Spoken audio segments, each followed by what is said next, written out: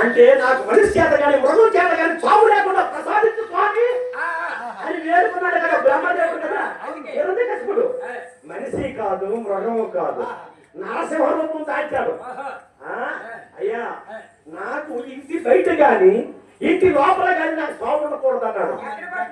ఇంటి బయట కాదు ఇంటి లోపల కాదు తన ఇంటికి మొదటి ద్వారం. అయ్యా ఆ మొదటి ద్వారానికి కొత్త యుగం నుంచి కలియుగం వరకు ఆ మొదటి ద్వారానికి సింహద్వారం అంటారు. ఎందుకో తెలుసా? అక్కడ నరసింహస్వామి పుట్టాడు కాబట్టి ఆ మొదటి ద్వారానికి సింహద్వారం. నరసింహస్వామి పుట్టాడు కాబట్టి మన ఆడవాళ్ళు అక్కడ పసుపు రాసి బొట్లు పెట్టి ఒక పువ్వు పెట్టి ఒక కలసంతో నీళ్లు పెట్టి అక్కడ దండం పెడతారు. అయ్యా ఆ ఆచారము ద్వాపర యుగంలో కాదు కొత్త యుగంలో మొదలైంది. నరసింహస్వామి అక్కడ జన్మించాడు కాబట్టి నాకు ఇంటి బయట కానీ ఇంటి లోపల కానీ సోమడకూడదన్నాడు. అతని ద్వారం మీద స్పాట్ పెట్టాడు.